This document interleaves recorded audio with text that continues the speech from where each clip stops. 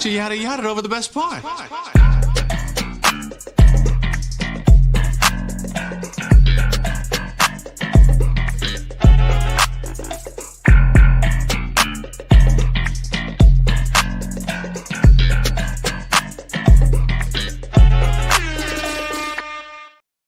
Yeah, ladies and gentlemen, you heard the theme music, and it's Sunday in Kansas City, which means one thing and one thing only. You guessed correctly. It's time for another episode of the Yada Yada Podcast, episode 156. It's the kid Joe Cornell in the building, Black Hypey here as usual, and of course we got producer Nelso in the building with us. Our audio engineer Sebastian's not here today, but always here in spirit, man. Had to step away for a little bit today, but hey, man, the gang's all here. How we feeling on this beautiful Sunday in Kansas City? 60 degrees right now, y'all. Feeling like it's the end. The end is near. Yeah, it's definitely over. We're cooked. You feel the end. Winter definitely fell off. Yeah, like winter fell off hard. Winter used to mean something out here. We used to fear the winter. We did. I wasn't scared at all this season. Like, hey, it'll be warm soon. Fuck that groundhog. Hey, the groundhog dog shadow means nothing to me. Nigga's a liar. It's 60 degrees right now. Why am I trusting a groundhog? These old methods, man. They won't let some shit go. That's the one thing they're not letting go. Like Groundhog Day. No, that's tradition. There's like been 100 Puxatawny Phils, man. Like there's been numerous occasions where it's like, no, the groundhog clearly lies, and like, why are we still doing this? Yeah. But other than that, man, it's been a big weekend for hip hop. Big day, big weekend in the music world, man, because this weekend the fall off happened. The inevitable fall off is upon us. J. Cole dropped his alleged, we still don't know, because every rapper says they're gonna retire, never fully retires, but his alleged retirement album, The Fall Off, is finally here, 10 years in the making. We are here. It dropped Friday night, February 6, 2026. Legendary day, Andre. Well, Thursday night. Thursday night, midnight. But for the 6th. Yeah. So, The Fall Off is here. Let's get our first initial thoughts. When you first played the album and had that first listen of this 2-hour album. I immediately text Joe, and I was like, I think he might have done it. I thought the same thing. I ain't gonna lie. That first listen was some legendary shit. I was levitating low key. Yeah, I was hype. I was bro, towards the end of it, I was ready to cry though. I'm not gonna lie. After I got done with Diss 39, I'm like, is it really over? All the memories we made together along the way. He had all the serious shit like on the second half. And I'm like, man, why you gotta do me like this? I thought we was gonna ride it off into the sunset. Yeah, I thought he was gonna do some thugging shit. And he's still like, no, we're getting even sadder. Yeah. More tragedy strikes. When I look more back sadder. On this. Yeah, more tragedy. But yeah, man, the first listen, I was really amazed by what I was hearing, especially on the first disc 29, like the first like shit. Like all 12 songs to me were really amazing songs on the first listen. Like I thought Hit the Gas when I had that little beat switch and we got a little Cash Cobain for sure. A little melody in there, but then the Timbaland drums kick in at the end. I'm like, oh, okay. Like, and I that's one thing I did like about the Fall Off a lot is that there were moments on here like Legacy or The Let Out where we hear Cole do stuff sonically and musically that he hasn't done before or we haven't heard him do in a while. So let me sorry to cut you off. No, you good. Because that brings me to a question to you about his production. So yes. How do you feel about the production? So you saying the production is good is what I'm hearing. Like you enjoyed it. Yes, I do. I will say to me personally, I guess my current hot take for this project at the moment is that to me this is J. Cole's best produced album of his career. And I think it sounds really good sonically. But I will say on the second re-listen, I did kind of notice a little bit more of the flaws of the project. And one of the flaws I noticed on the project was that while I do like the production a lot, I do feel like one thing about the production that is a knock against it is that it doesn't really evolve past what you hear when it first starts. So like when you listen to a lot of these beats, like it's just a loop. So it doesn't really grow, evolve into like more. Now some songs will have certain elements that levitate during the hook or whatnot when it's building up or during the bridge or whatever. But for the most part, it's just a loop of a nice simple drum pattern, which is cool because it's an easy pocket for him to catch, which allows him to really show his elite, artistry in terms of like writing and rapping. But it does kind of, for a 2-disc album that's 2 hours long, like I kind of need the production to kind of take more risk, and that's why I do like songs like The Let Out or Legacy, or I fuck with Who the Fuck Is You, because that beat switch in the third verse is amazing to me, and it turns the fucking track up, and it really gets the energy hype. So production-wise, that is my knock against production, is that it doesn't evolve very much, or progress, I should say, throughout the song. It just kind of sticks to what it is when you first hear it. Come on.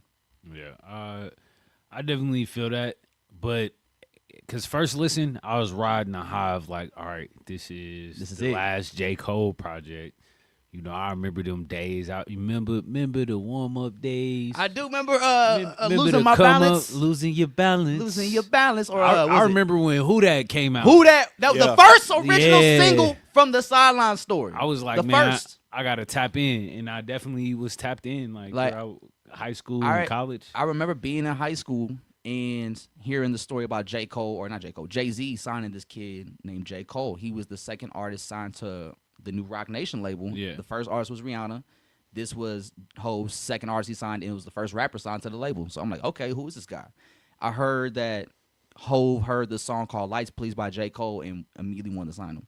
So I listened to Lights Please, and I was like, whoa, this is different. And then I heard Dreams, and I was like, that kind of started the rabbit hole, me getting into the warm-up, and then that's when I became a J. Cole fan. So for me, hearing this album as a J. Cole fan that was there early on in the journey for him, I did like that feeling because I feel like a lot, especially on the first disc, I felt like a lot of it was just like an ode to that old sound and J. Cole feeling that we remember on the come up, and kind of in him going back to those roots of that sound and that feel, which was really dope. But then that kind of also does bring up another question of like, you know, it's great that you're kind of going back to that sound and feeling, but it's like we're 15 years into your career. I don't really want you to try to recapture Friday Night Lights for me. I don't feel like he was trying to recapture anything. I do feel like this is a good nod to the past, and I think it's tricky. For me personally, I'm not as much of a stan of J. Cole. Like, over the years, I kind of just fell off listening. But for me, I feel like it delivered in that sense of this is what I want to hear from J. Cole. Yes, if you are a diehard J. Cole fan, I think you will love this album because this album really is for you because I think that's really what he wanted to do. He wanted to make an album for his core audience, people that have been rocking with him, which is why you get songs like Quick Stop, and then or like I Love Her Again, and then also for him, and then in Fayetteville, I keep wanting to say Vietnam, but Fayetteville,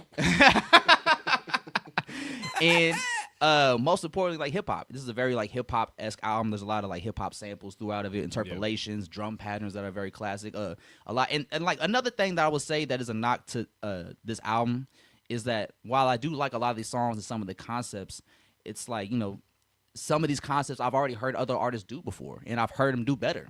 And I've heard J. Cole do these concepts and before. That's another thing, and that kind of comes back to the question you had of like, does J. Cole might suffer from Arrested Development? Or like another question I had is like, do we think J. Cole has grown as a person in the last 15 years? Because when I listen to this album, let's say artists, because we don't know know J. Cole personally as an artist. Yeah, but because when I do hear this album, I like these songs a lot, and I think the rapping's really good. But for a lot of these stories, a lot of these concepts, I've heard you tell them before in the past. And that's another knock I have for this album because, yeah, these stories are really cool. The writing's a lot better than it was, 15 years ago when you first got in the game. But it's like I've heard you tell the story about DeVille. Now, when Nelson said that, I was called a hater.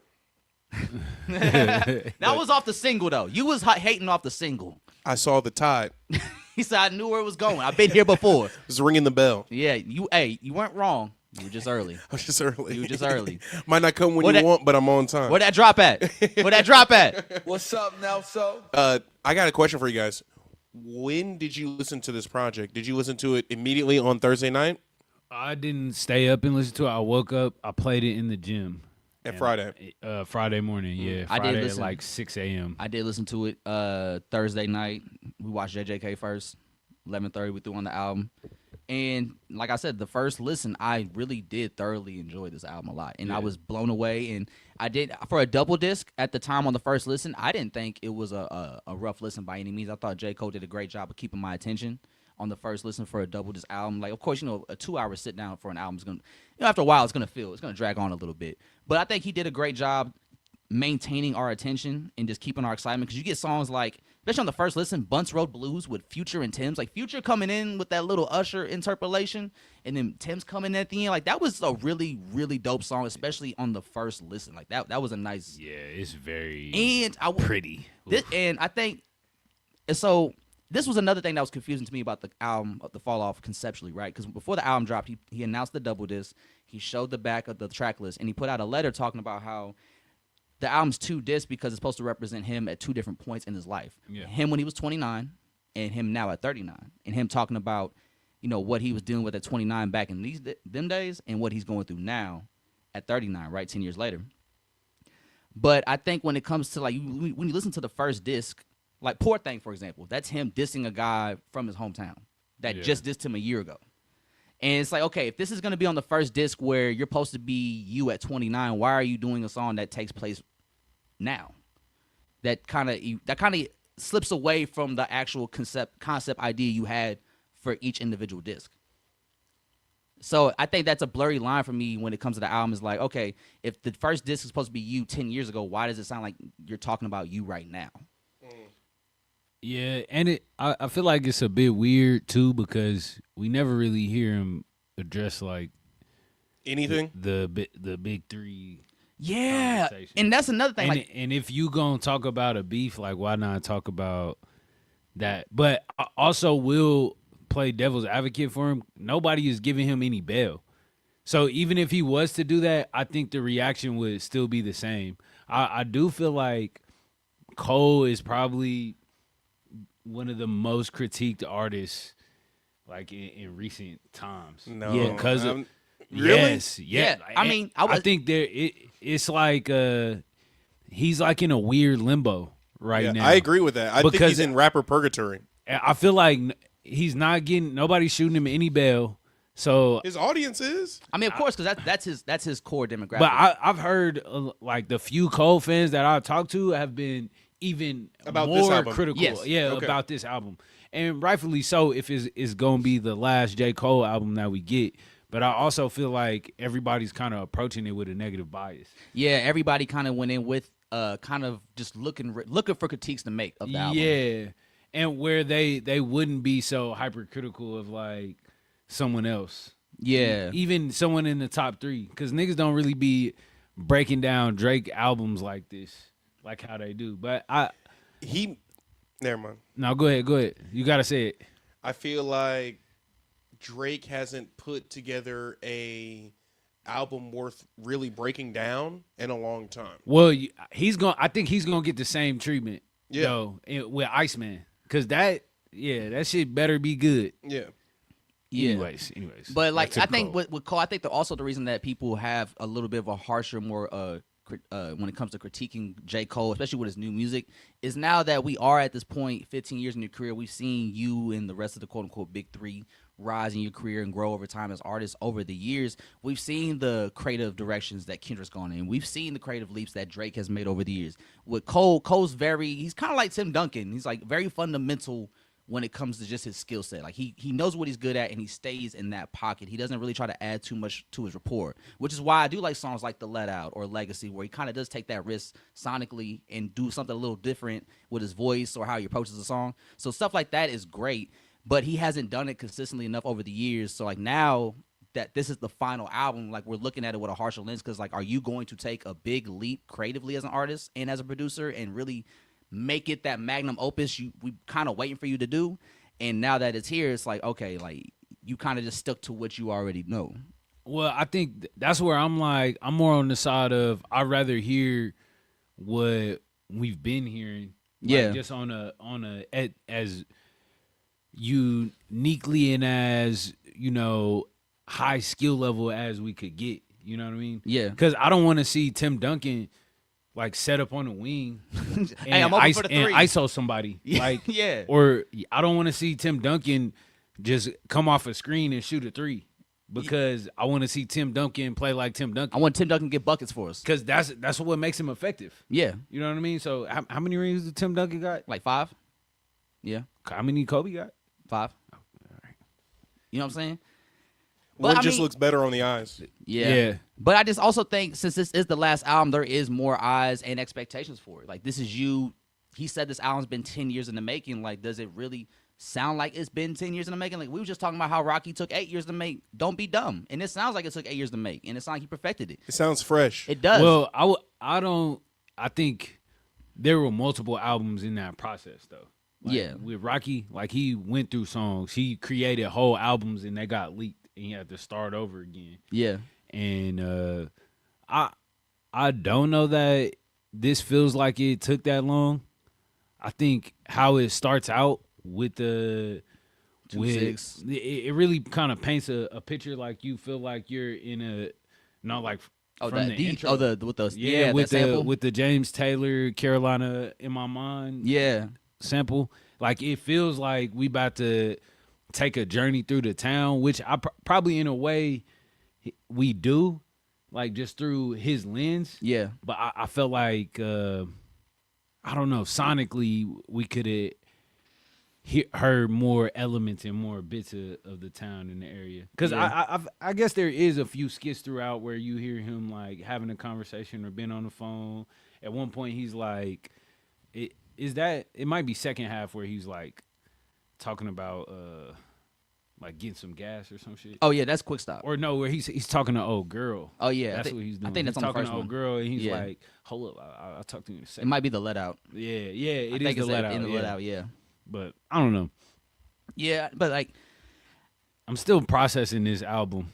I don't want to be one of the people that's like just shitting on J. Cole because the internet hates J. Cole. and that's just like kind of where we're at with it now. Yeah, and I feel like, But like, that's I don't think we what have to people shit on own. J. Cole because the critiques are more than valid. When you look at this album and you really start to break it down, like one of my favorite moments on this album is the end of the disc one when he goes, "Bombs in the Ville, hit the gas," right? And he has that last bit where he's talking to himself, FaceTiming himself 10 years from the future, and this kind of kicks off the second half of disc 2, or the second disc, right? And one of the parts he says, "Fame is a drug you was chosen to take. Unfortunately, can't be sober and great. You're just like a flower the world want to hold. They sniff on your petals until you get old, and then they dispose and new flower grows. Can't take it personal, that's just how it goes. Soon as you gon' know that the high coming down, and that's the point that they'll call you from now. This is the fall off, I'm falling off how the rappers do when they can't find a new sound." Right? I thought that was a great way to end this one and go into this two, and him kind of talk about just like the current phase he's in right now with the quote unquote fall off. And then when you listen to this two, he doesn't do any of that shit.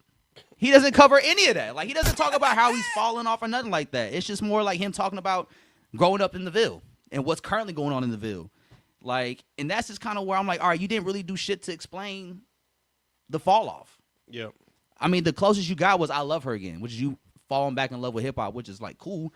But like, other than that, you didn't tell the story I feel like you was trying to tell us with the double disc concept. I have a question. So, do you guys think that this is a case of he fell in love with the titling and the branding of it before he got the songs together that fit in this idea? Well, I will say this. I think disc 29, the first disc, was made over the years. Like, actually, that was the 10-year part. And then disc 39 is 2024 up and now. Because I think if you take disc 39 out, say the fall off is just disc 29, one album, right? Lonely at the Top, I think, is a phenomenal intro for him to just ride out on. Because it's really kind of like symbolizing the downside of your career coming to an end. Where it's like you got to the top, realize it's not really all it's meant to be. And that when you get to the top, eventually you realize it's just you up there because everyone else that was up there before you fell off. And then somebody's behind you willing to take that spot now as they're coming up. So, like, now it's up to you to just, like, fall off gracefully or just, like, try to fight it and then have to be forced to leave.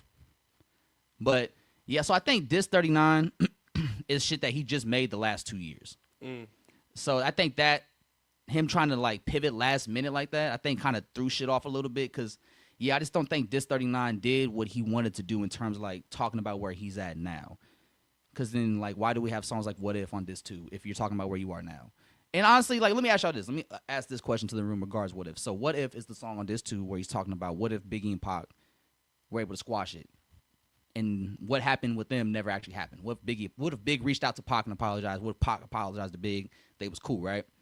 I was like, okay, this is cool, but I feel like, especially since Pac and Big died like 30 plus years ago now, it's like, all right, I feel like I've heard other artists do this. Like G Malone just did one where he was rapping from the perspective of Orlando Anderson, who Pac jumped and was the one that killed Pac. So he, like, even hearing him rap from that perspective was like a good fresh twist on like just the whole concept of like, what if we rap from Pac and Big's perspective with the situation, right? So I was like, okay, this is a cool song conceptually, but I think the whole concept would have been a lot cooler for me personally. Now, for me personally, it would have been a lot cooler if he did it from the perspective of like a more modern day situation, Kendrick and Drake.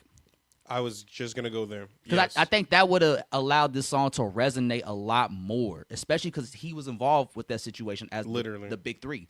And so since he was the one that apologized, he could be the one like, well, what if y'all never fought? Like, what if we were all friends still? Like the right, Jonathan guys? Majors meme where he's trying to break up the fight. Yeah, like, the two kids. what if you never drop control? Like, type shit. But like, what do you think about that? Do you think that would be the song would have been more effective if he rapped from a more modern perspective of like two artists from today, like Kendrick and Drake beefing, as opposed to Pac and Big? Man, it's kind of hard to say. I do think covering a more relevant topic, a more fresh topic, could play in his benefit, but also it kind of comes to that negative bias. People are going, this is a safer bet because it is like a classic beef, but it's also like people have probably had that conversation, that what if, so many times. But no, I think it would still come off kind of like flat. Yeah. Because everybody, we in a state where people are ruthless. Everybody want blood. Yeah. No, I'm dead ass. Everybody See, in your comments aggro. You know what I mean? So like, they would have destroyed Cole if he was like, Kendrick, Drake, y'all should piece it up. What if y'all never actually had a problem? Yeah. What if y'all were best buds? Yeah. No, but what if he flipped it and it's just self-reflecting and he's like, what if I never even made the 7-minute drill? Mm-hmm. What if I never even had to apologize? It's like that. The shit was going to happen regardless. That's Captain America v. Iron Man. That shit was always going to happen. That's Civil War. Yeah. So what can you speak on that doesn't hurt your spirit or whatever the fuck he was saying on stage? Like, I feel like there's a way to maneuver. And I agree with you that, you know, modern times and people on the internet are going to be negative. But hasn't media always been negative? Hasn't it always been, if it bleeds, it leads? Yeah. Like, away from hip-hop, just news and shit. So, I don't know. And on top of that, when I saw the track list and I saw the track What If, and then it starts and he's kind of like, you know, getting the intro, kind of getting ready to start rapping. I was thinking, okay, you haven't talked about the Big 3 situation. You haven't talked about 2024, this whole disc. And he said that. Yeah, and this whole disc was created because of what transpired in 2024. So I'm waiting for him to, like, address the situation because I'm thinking that's what he's going to do at some point on this disc. And then we get to What If, and he starts rapping about hypotheticals. We're talking about Pac and Big. I'm like, okay, fire first verse. I'm thinking maybe the second verse you come in with your perspective of the Big 3 situation. Yeah. No, he kind of dives more into the Pac and Big shit. And so by the time the album's over, because we only have 2 more songs after that, I believe, by the time it's over, I'm like, okay, you didn't really address nothing. Yeah. You didn't address anything that we were curious to hear you talk about on the final album. And that is another critique I have of the album. Because it's like, okay, you didn't talk about the Big 3 shit, but I can understand why you don't want to address that on your final album. Or because if you do that, then that kind of encaptures the whole moment of the album itself, depending on how you address it. It dates it a little bit. Go ahead. And then one last thing, on top of that, actually, I lost my train of thought. You go ahead. No, I think you said it dates it. Yeah, if he addresses the beef a little bit, I think he did kind of play it safe, but I think over time, like as we forget, well, we won't forget the beef, but as we get further away from it, this album will sound better. You know what I mean? You think so? I think it'll grow with time because even though we don't necessarily get like a super cohesive story, there still are like a lot of great songs and a lot of great pieces. And even if you like kind of pick and choose, or if you put this on shuffle, like it still be a dope project. Yeah. And I guess you definitely got to break up some of the singing, like some of Cole's singing. on the first half, like I don't know, like the last 6 songs, I'm like, all right, bro. Too much. He's up now, baby boy. Yeah. In my notes. Oh, go ahead. ahead. Sorry. Just to kind of like, because I remember what I was going to talk about before I lost my train of thought. But like on top of like not addressing the beef, like you kind of have these very vague shots at Hove that I was kind of hoping you would dive more into, because it's like, okay, you kind of take shots at him on the Fall Off is Inevitable with like when you said I signed to one of the so-called greats of rap or whatever. And we're talking about Hove, and then I think the next song or two songs later, you're talking about how you're independent because you got the slave deal.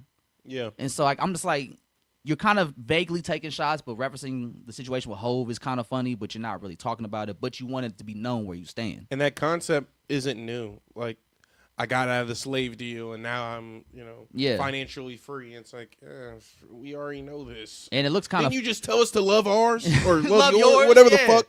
So, yeah, whatever.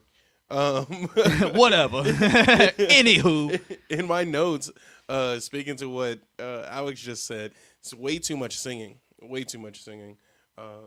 J. Cole isn't known for his voice. He isn't known for how good he can sing. Like Drake, he can hold a tune. yeah. Kendrick, he does the little nasally thing, and it works for Falsettos. the pockets that he goes into.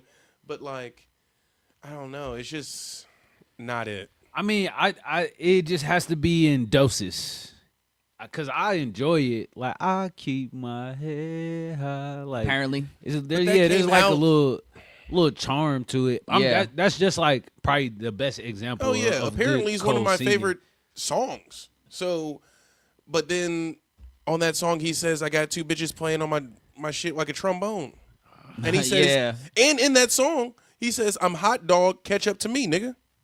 So it's like, so you got the singing, and it's like, all right, I'll take that. But then he'll have like some bullshit bar, and it's like, what? He got the hell quite a is few this? bullshit bars. Like on Legacy, he had a menopause bar that was just kind of out the blue, and I'm like, all right, bro. Like up to this point, you kind of had a nice little run. He said the greatest nigga in rap, or so I'm paraphrasing the bar, came from a white woman. I'm like, all right, bro. Had In a Black mu- History Month. Had a mulatto chant, I think, going on at one Sweet. in the one of the songs. Like, all right, so yeah, on what song is this? Legacy. On the second verse, he says, "Commitment issues. I can't even decide what's for dinner. Pardon these selfish flows. I need a Yelp for hoes. I need to read reviews because some of the evil I see you do is an unbelievable menopause shit. Inconceivable." He said, "Y'all, There's y'all a sound- bunch what of soundbite old we gonna hit for that bitches." one? What soundbite you want to hit for that one?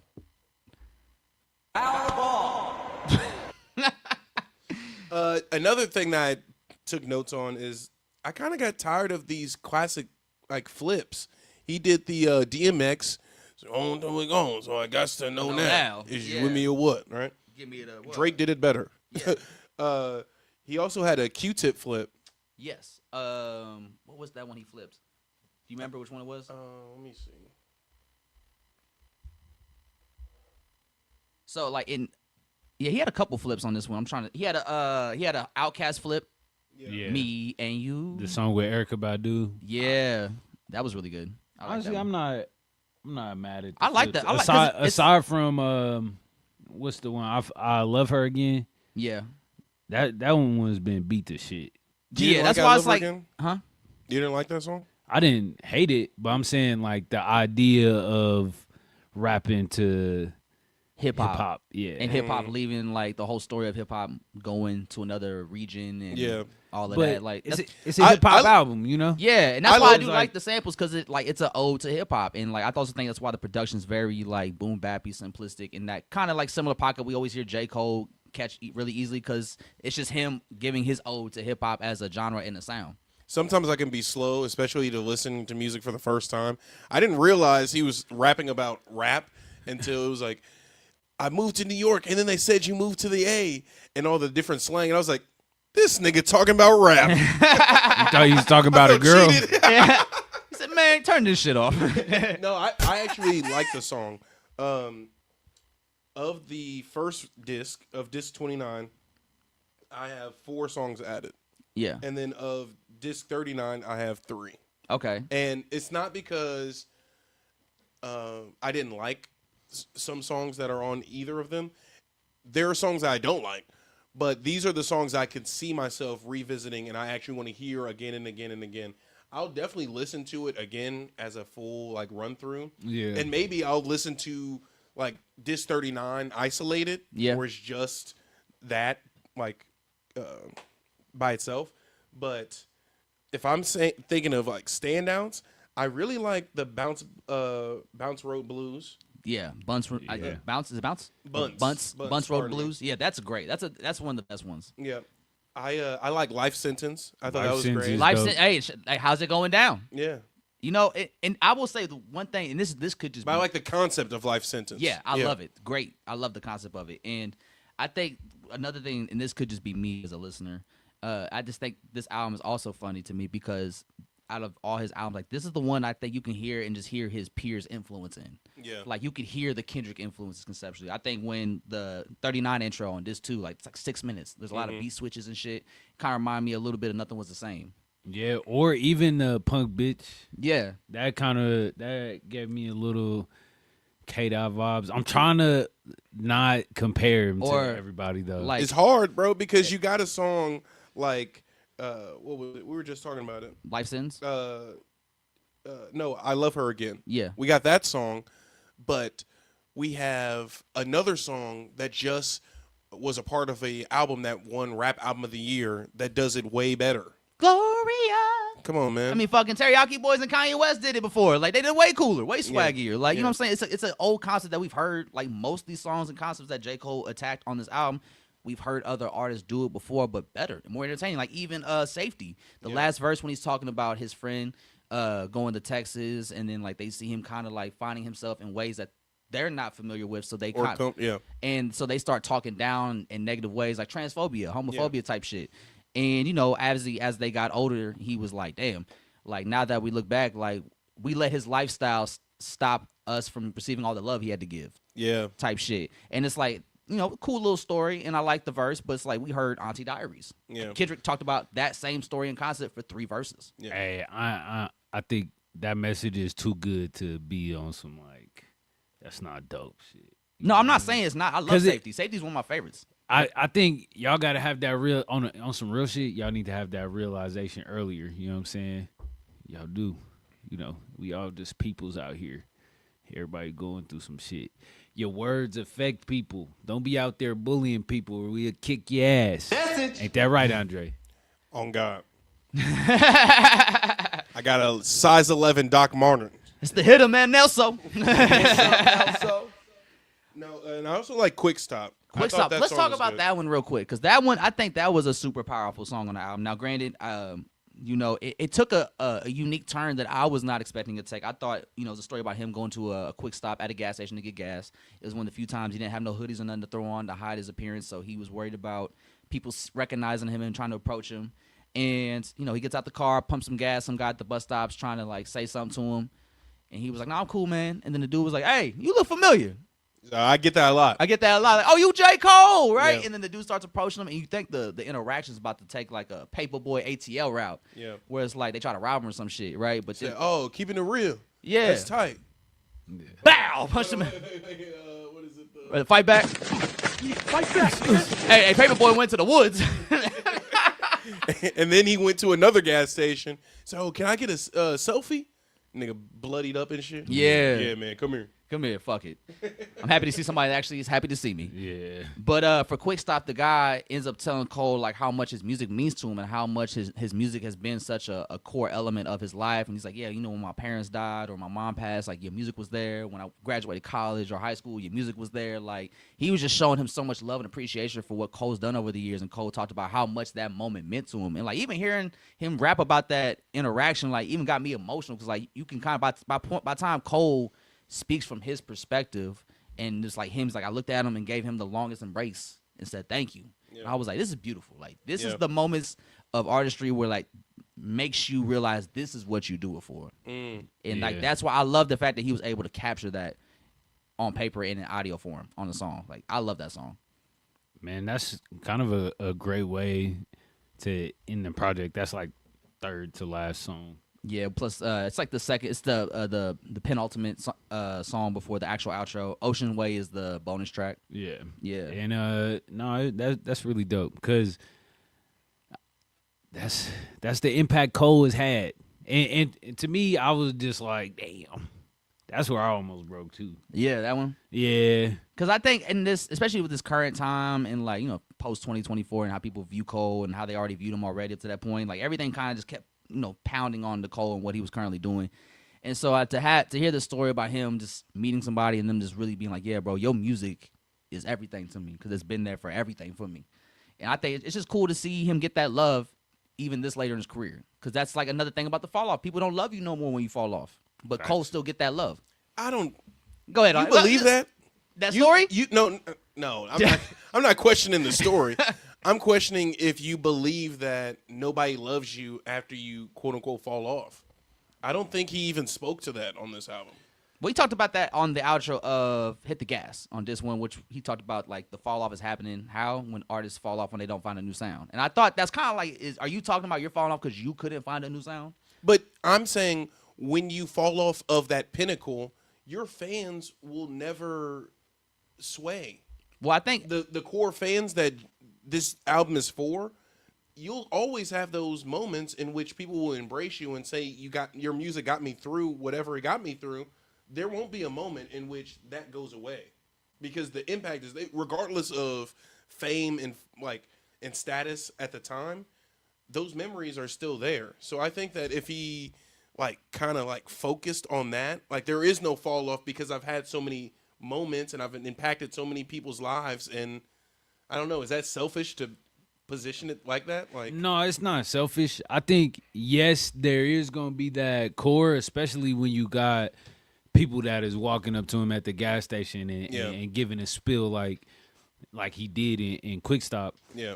But I definitely think when you're talking a GOAT conversation or you talking like a greatest all-time conversation, a lot of our GOATs really knew how to completely change the concept. We think of Kanye. Kanye gave us a different album every time, a different sound every time, and we kind of build up that expectation, especially when we gonna have this conversation of greatest of all time. I do think it requires some versatility because rapping is a sport and a skill that everybody isn't privy to, and not everybody is gonna really fuck with the overly technical raps. You gotta have some sort of balance of production and overall album concept and execution as far as the rollout goes. Definitely I don't think anyone is questioning J. Cole's bars or skills when it comes to rapping. I think all of the questions are around the subject matter, right? Or addressing the things that we want to hear him address. Maybe he does that in an interpersonal interview. Hopefully he interviews Cam or something. Hey, where's I sent you that Wilson, clip. Hey, Elliot! Elliot! Hold on, where is it? Elliot. Elliot Wilson? He saw his name in the sky like Batman. It's my time. It's my time. The for light the skinned old brothers head. got to come together. Yeah. Come to me first, Cole. Man. So let me ask y'all this. When it comes to talking about taking risk and whatnot on the album. So what do you think about him getting a little sexy drill on Hit the Gas on the end of disc 1? And then the Timbaland drums come in at the end? What you mean, little sexy drill? Like the Cash Cobain sound. The doom, doom. I like the... Let me see. Every time that there's a beat switch, I found myself liking the second beat more than the first beat. Yeah.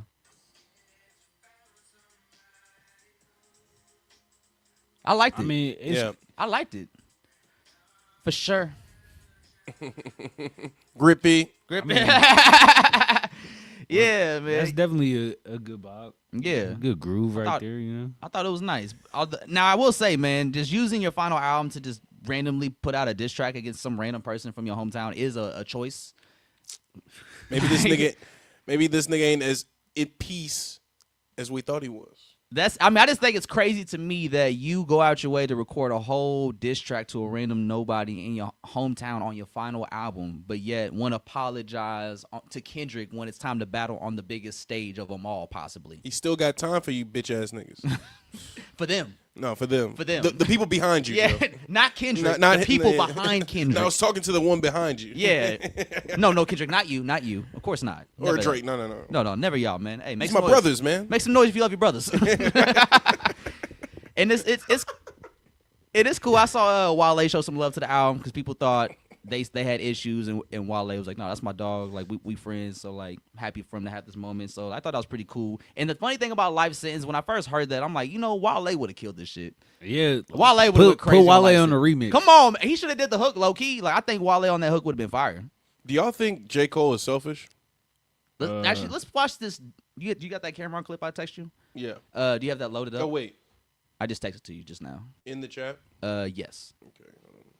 Yes, because I want to watch this clip and then we could ask this because I think this clip and the situation and how Cameron describes how it went and how it led to where it is now, where Cameron's suing J. Cole, I think it's interesting.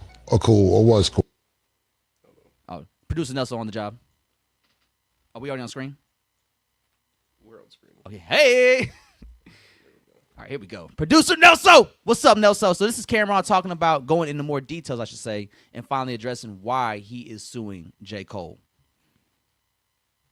Or was cool. This is exactly me and J. Cole are cool or was cool. This is exactly what happened. Being a man is keeping your word. And I know everybody's busy and everybody has things to do. But if I give you my word 4 or 5 times, That's like a jump scare. I got to do it. So on his first project he did, I did an intro for him. I did the record for him for his intro. I told him I may need a verse whenever I get a project done. He said, cool. He had another project. I did a record in 20 minutes. I knocked that shit out and went off about my business.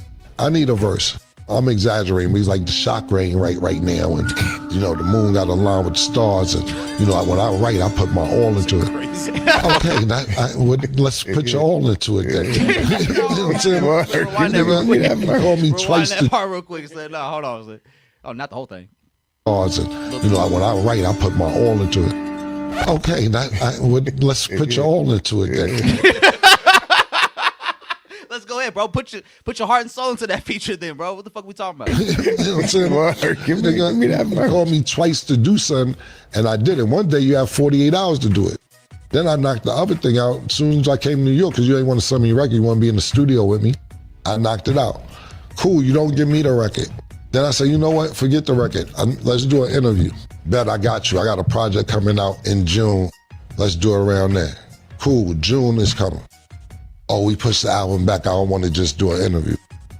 All right, cool. Now we're going to do it in October. All right, I'll call you back in October. Yo, what's up? Oh, man, Keller, you say I tell you October, you call October, huh, nigga? Yeah, nigga. Yeah. So now this is when all the beef is going on with Kendrick Lamar. I can't do it now because I don't feel like talking about that right now. I said, look, I'll do the interview. I won't even bring that up. He says, nah, I can't do no interview and not talk about it. All right. Well, when can I Can't get the do an interview? album either. Yeah. Yo, February, definitely. February, I'm dead ass on February. February come.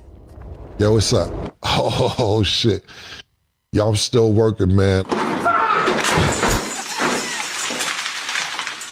Fuck you! Fuck you! Yeah.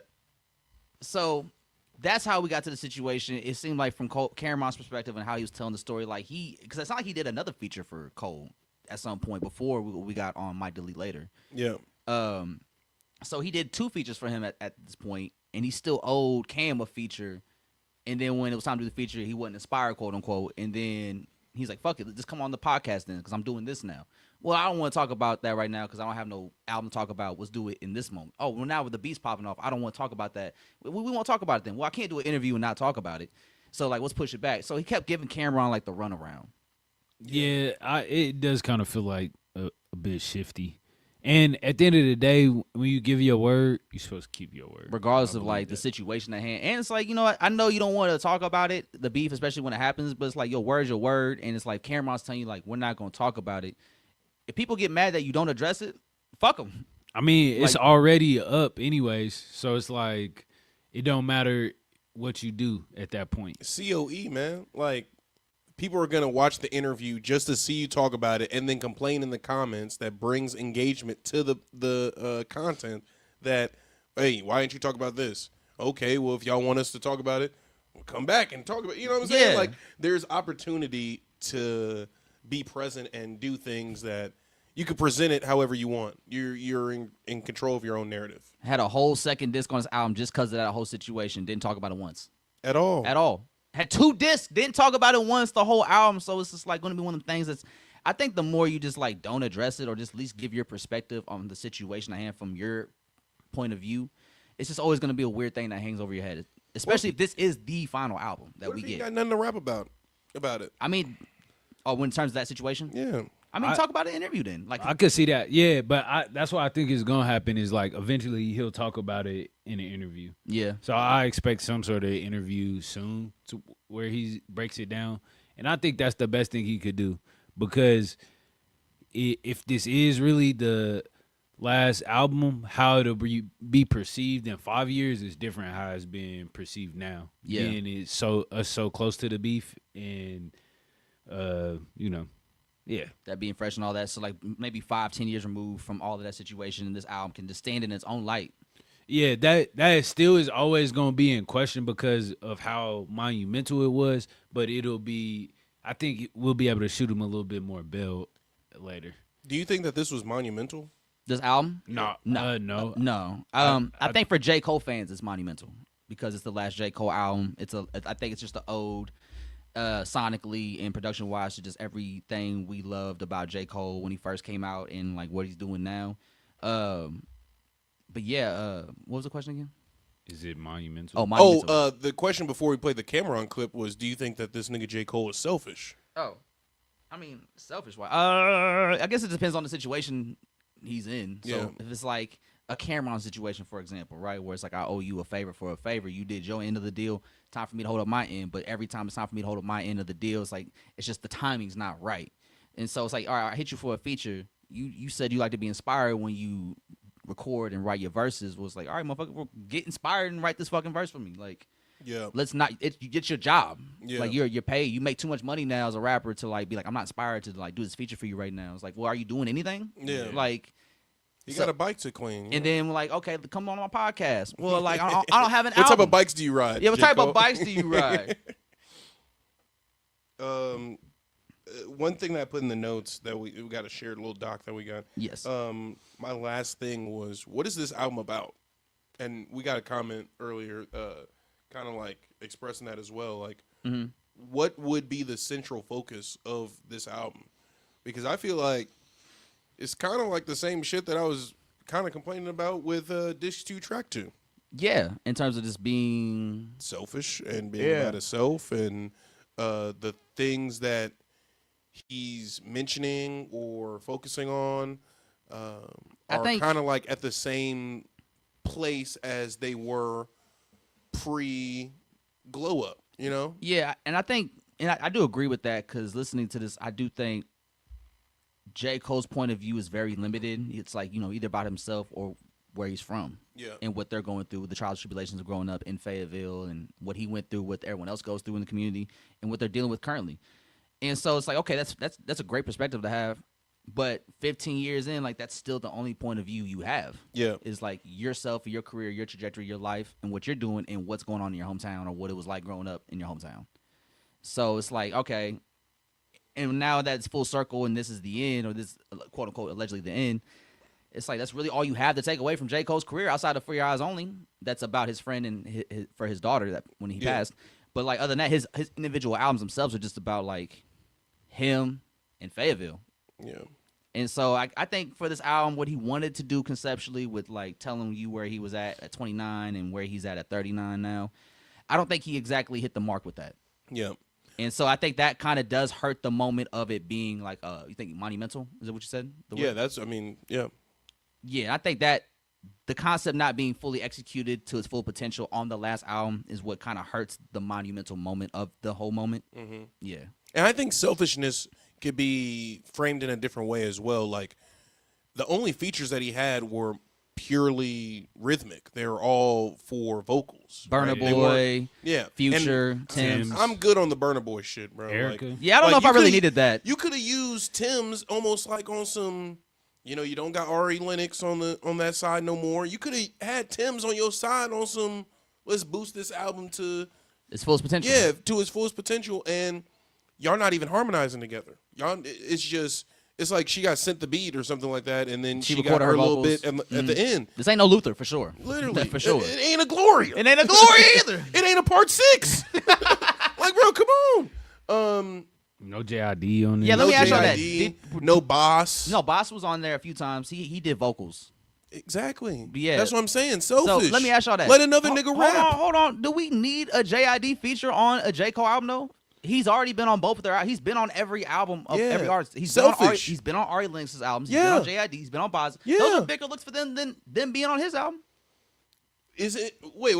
Are you saying no, it from? not. Are you saying from Cole's perspective or not. JID's I think it is for No, them it's for their careers. I think them having a J. Cole feature on their projects is a bigger impact than them being on J. Cole's album. Maybe. Not when JID just put out a Grammy nominated album. Yeah. Like, But Come on. he didn't need a Cole feature to do that. hey, He had that's what I'm saying. Yeah. That's like to that point. It's like it doesn't do him a favor to have Cole on the album per se. But I'm saying I think Cole benefits from having JID on one of these tracks. Yeah, because even Like, even maybe- if I'm bowing out, let me show you what's next. Yeah. This is my young nigga. Yeah. Financial freedom. This nigga selfish. And if JID could meet him at any space, like he could meet him on some hype shit, he could meet him on some intellectual shit. Yeah. And the rapping is on par. Yeah. Now, I Like, mean, if anybody, JID, I think should be on the project. but now, Even granted, a Smino, bro. Shit, They put got hella Omen, put chemistry. Omen on the project. Omen? I'm just Omen. Omen. Omen. I'm just kidding. Man, what a name you just threw out there. Omen. Yeah. But all right, so one thing that I didn't notice about the album when it was released, that if you go to the album's page, it's not released under Dreamville. Like, Dreamville is no longer a thing, and if people missed it, JID kind of talked about it briefly when he was on the Joe Budden podcast about how Cole sold Dreamville to Interscope. But he did it in a way where all the artists that were on Dreamville, in JID's words, Cole set it up for them really well to where it's like they don't have to make music no more if they don't want to. Like, they're set up for life. Like, Yeah. Cole really looked out for all the artists on Dreamville. So I don't think Dreamville as a record label, quote unquote, is a thing anymore. So there's really no obligation to put your former artists that were on your old record label on your new album if you don't have that label no more. There's no obligation to retire or to say that this is your last album if you clearly, it seems like he got more shit to say. That's how I felt about For Your Eyes Only. Actually, yes. The last song on For Your Eyes Only, I was like, okay, this nigga is about to go. Yeah. And it was the last song. Yeah, I'm the like, outro, yeah. shit. And that's another thing. Like, I'm glad you brought up that point, because when you listen to this album, all 2 hours of it, it doesn't feel like this is it. Yeah. It didn't feel like it got the storybook ending to make you feel like this chapter is really close. Like the Weeknd's album did a great job of making it feel like this era saga of the Weeknd character is coming to an end, and now Abel Tesfaye is stepping into the light. This doesn't feel like that. It feels like we got another J. Cole album coming in like 2 years. Yeah. Yeah, or like there's some secret shit that we don't know about Yeah, yet. put out. Like maybe Kill Edwards, the new alter ego he comes out with again. Oh, no. That's like 3 albums ago, right? Yeah, Yeah, KOD, at this yeah. point. My thing is just like, okay, I saw this clip. I can't remember who it was. I was going to try to credit it and like do some quick research before the pod, but I saw this clip where I think it was a rapper. He was mentioning the dynamic of a rapper retiring, and it's not necessarily that they're retiring from music full stop. I think, and what the guy was expressing in the clip was, maybe they're just retiring from the hunger and the drive to be the best rapper, right? Yeah. There comes a certain point in which you have, like, it's almost like a plateau. It's like, what's next? Like a crossover record or something like that, where you can like get more fame or like have a, I don't know, a Bigger Despacito streams. type shit, or like, you know, like a Blinding Lights type record. Like what is really next? See You Again. Yeah. So see you again. Oh my God. So what's next after that? I think that hunger dies, and I think that's a more interesting take in terms of retirement, because that doesn't really happen in other professions. Like a doctor retiring, I mean, he's not going to just practice medicine for fun. I think sports is the closest thing Yeah. to that kind of retirement, because there's like, or you look at like Bud Crawford, Yeah. like he probably is still, you know, capable of going out there and fighting, but does he need to go out there and fight? Exactly. He's so accomplished already, and it's like, what's the risk of it? Yeah. He's a brain injury Yeah. at this point. Yeah. Another loss. And I Yeah. think it is kind of getting to that point with Cole, especially all the conversation around him and about him is like, do we even really want to hear more Cole? Like, as a people, it don't really seem like it. I Yeah, want to but- hear more. I want to hear topical music that addresses things that we've seen in the last 10 or so years. Yeah, And that hasn't been the case for J. Cole in a while. So it's like, knowing that, we just got to call a cow, you know what I'm Yeah. saying? Spade So- a spade. Yeah, so it's like, if that's This- where he at, we just got to If this is accept it. If this is what he's showing us 15 years later, and we're talking about how it's reminiscent of like the older days and like that older sound that he blew up off of, it's like, okay, maybe this is just who you are as an artist. Like, maybe this is the pocket you've always wanted to be in and comfortable in, and despite us like wanting more from you, you're just like, no, this is what I want to do.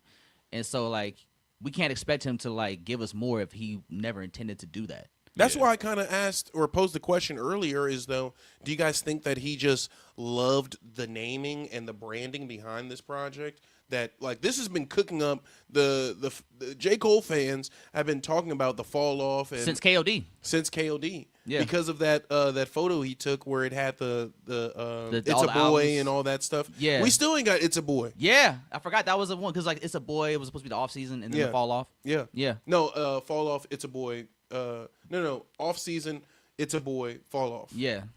And instead we got Grippy. I mean, I only hear it in spurts and feel it in spurts. Like the single is like that's kind of a good I thought it was gonna be way like to that. encompass it.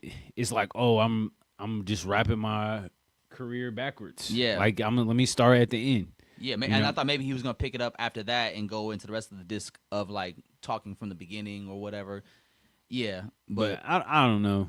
I think to go back to my selfishness point, I think that the artists that he's aligned himself with over the past would benefit a lot more, and this may be been a momentous occasion to basically kind of see his life's work all in one little situation. Like, Yeah.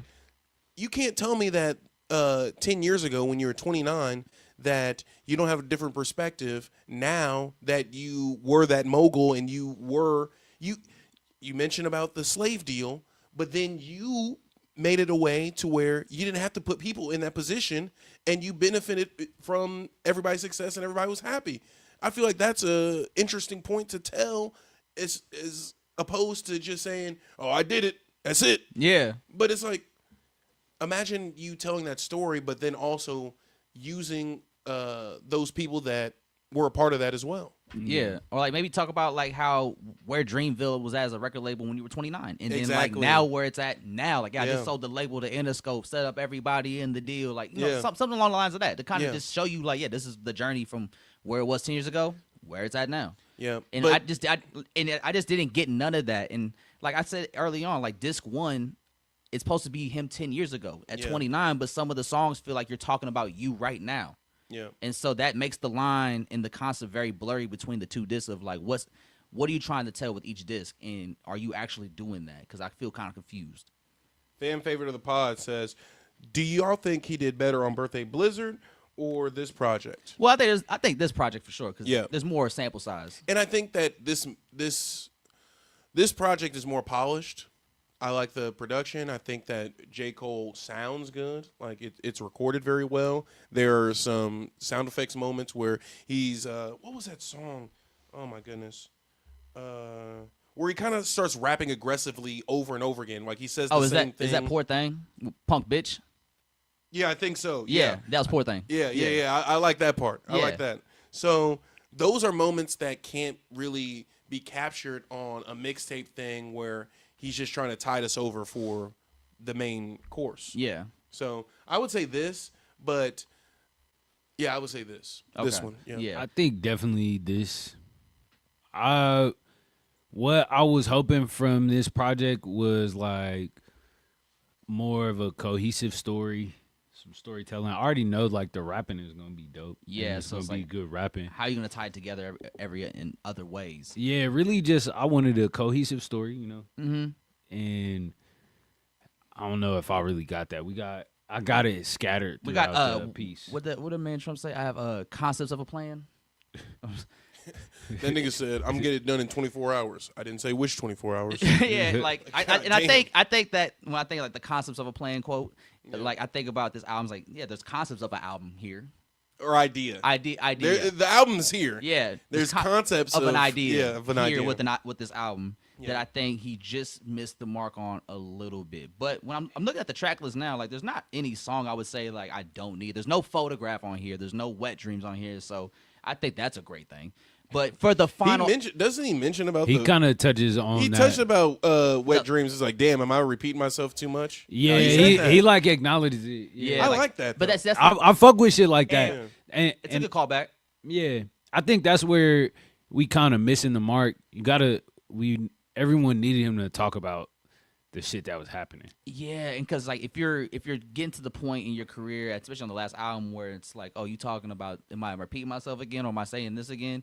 And it's like, yeah, because we've heard you say this story before. And I think being like him addressing the shit that's happening in a vulnerable way, we connect with it more.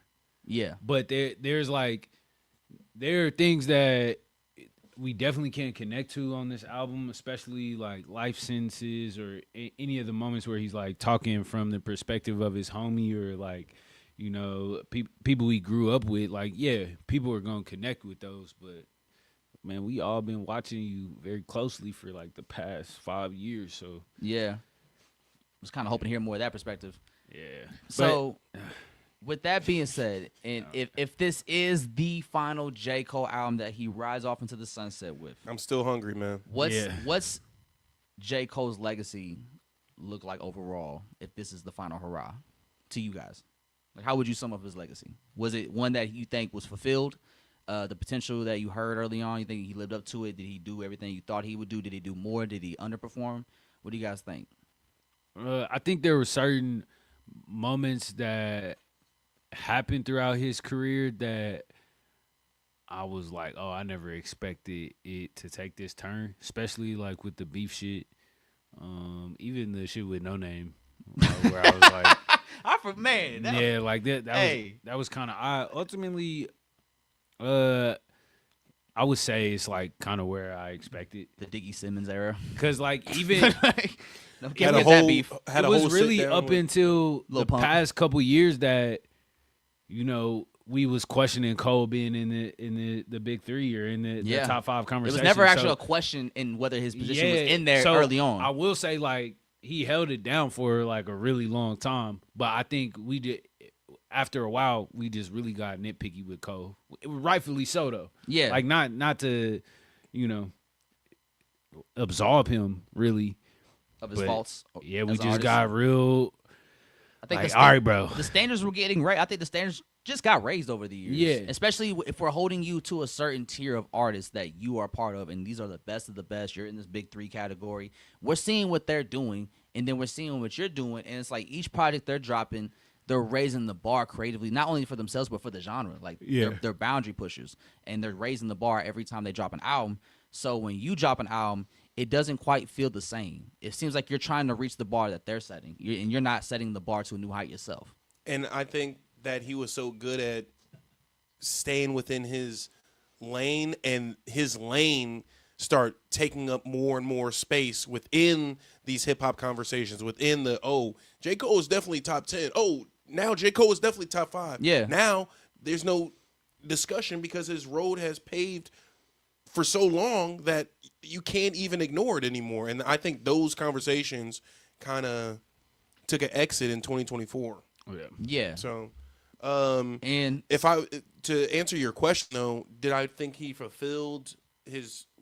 What can you His pose the potential? question again? 1,000% he fulfilled his potential. Nigga became a boss and was signing niggas, and you know he fulfilled the trajectory of a rapper. He did the braggadocious shit. He did the melodic shit. He did the conscious shit. He did the self-reflective shit.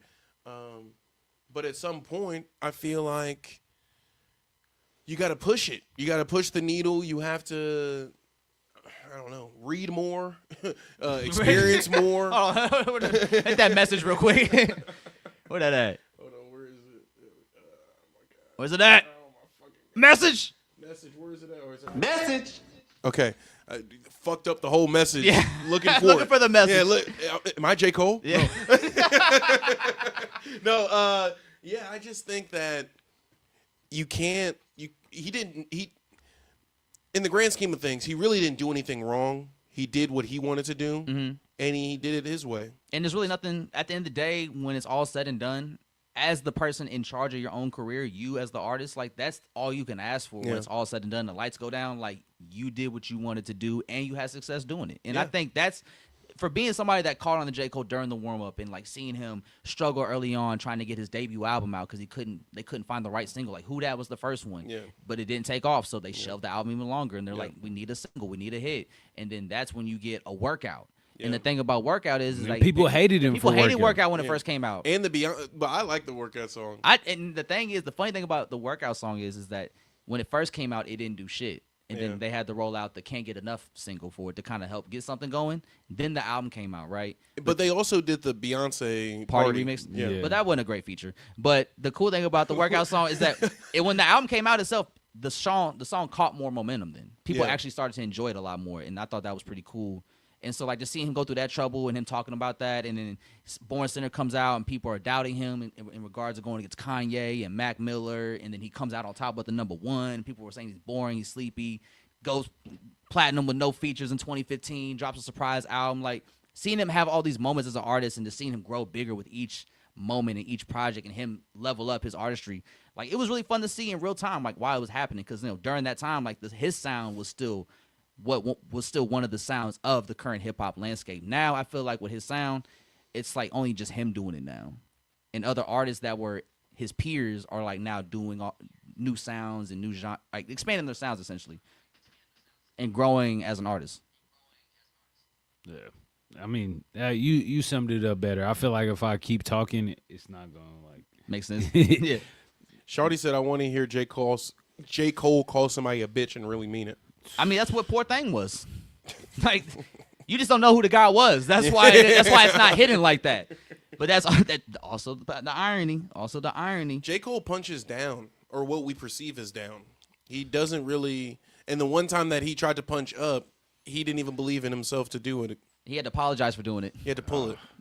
Actually, you know what? That's a good segue. Fuck the big three. Let's talk about the real one. Yeah. Let's talk about the real one. one. Let's The talk one. about the Yeah. one. Yeah. The Yeah. chosen one. Once Yeah. again, man, big Kendrick Lamar pulled up back-to-back. I like that record. On the Grammys. Back-to-back years. Clean that bitch out for another 5 Grammy sweep. Once again, man, run it up. Kendrick Lamar swept the Grammys damn near. Took home 5 Grammys, man. How do we feel about just Kendrick winning 5 Grammys back-to-back years? You know, how crazy is that? I fuck with K-Dot, More. so I'm More happy. Grammys. Yeah, I feel like he's one of the ones that he's gonna shatter that record. No, he already did. So when the night was over, he won 20.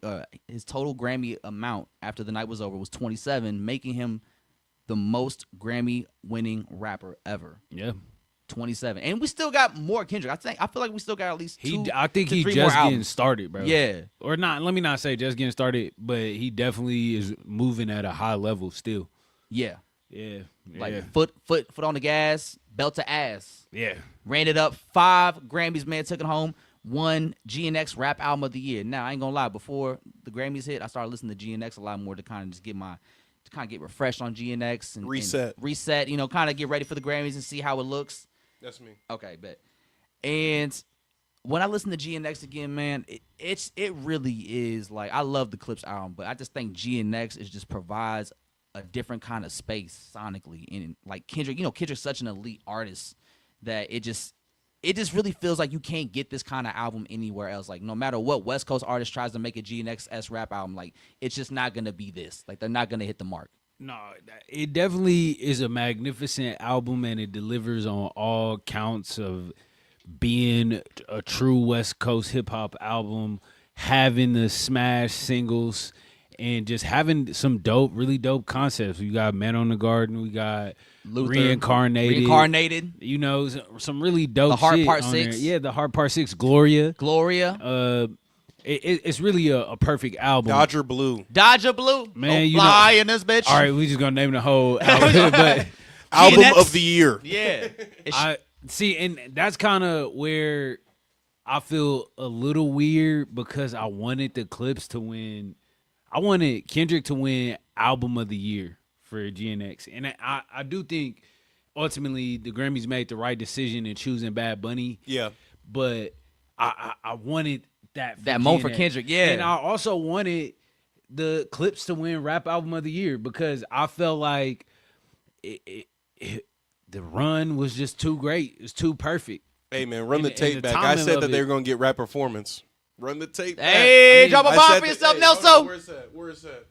Look, What's up, Nelson? that's my bomb. There we go. I mean, I think we were pretty accurate as far as like our guesses. Yeah, because I think we did pick Chains and Whips to win performance. I believe it was that. I think that was the. Y'all said rap category. album.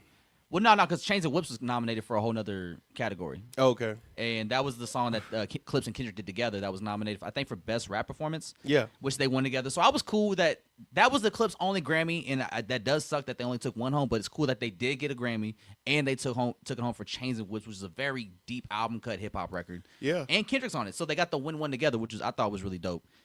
But, I mean, Black honestly, people stand up. Huh? I said black people stand up. Drop a bomb for that. Hold on. Boom, bitch. But, honestly, though, as much as I wanted the Clips to win, and, I saw the homie Low Key talk about this a little bit on Apple Music in the Rap Life review about how, the Clips' moment itself and just impacting the culture and then being a legacy act, but still sounding fresh and brand new and making a moment like this 15 years later after taking a huge hiatus. Like, he said, I kind of felt like that album, so like God Sort Him Out, should have got that nod just off of that alone. But I'm like, damn, everything you talking about in regards to this album, you can apply to G-Next. Yeah. Like, and that's the thing. To me, there's really not a bad choice between the two of G-Next and Let God Sort Him Out. Either or, for me, you could have won that and I would have been happy. I definitely didn't realize how conflicted I was until I found out GNX won. Yeah, that's when I was like, you know what I mean? I was like, oh, damn. That should have been Clips. I was on the right side of history. No. But I'm not gonna lie to y'all though. I do listen to GNX more. Like Yeah. GNX was in my top listens like 2 years in a row. Yeah, Like it still hit. I ain't gonna lie. So I've been playing a lot this week just because they won the Grammy and won Rap Album of the Year. So I've been just getting reacquainted with it, man. Like, hey now, say now, like, like come on, listen, like, ain't no hey now on the Clips album, man. As much as I love that shit, Bro, my boy Make says GNX is a good album. I need his next project to be able to stand up against Good Kid, Mad City, Damn, and Sippin' Butterfly. And my question is, like, how doesn't it not? I think they all stand out in their own right. I think GNX is really cool because it's kind of concise. Mm-hmm. I think there's genius in simplicity, and he gives us all of the things. Like he gives us hits, he gives us a deep concept. There may not be like a skit throughout the whole project like we got like with a Good grand Kid, Mad concept, City, or but in the Damn, where it's like we're hitting all these religious themes or emotions. yeah, but at the end of the day, it's some West Coast shit. And that's the story. That's the story of the album. Yeah, and that's like and that's the story of how it's presented and how it was rolled out. Like I just watched the Squabble Up video earlier today.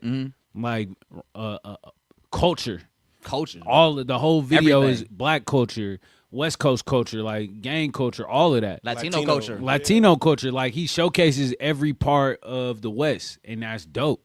And that was the point of the Pop Out show too, like showcasing all those different artists. Watch the Not Like Us video. They all there. The whole hood is there. The whole hood is rapping the shit. Brandon T. Marshall was there too. Look, bro, And he was trying to get in the video, bro. Smack was like, "Come on, kept bothering us and shit." Like, He said this nigga squeezed past everybody throwing bows just to get in this one little shot. right? And it's like that one shot in the video where it's like hella pixely. You can't even see nobody in the back. And I think it's really dope because when you look at last year's Grammys, he sweeps it with Not Like Us. Yeah. Just Not Like Us, which was like a moment that turned into like a moment for the West Coast with that anthem and that song.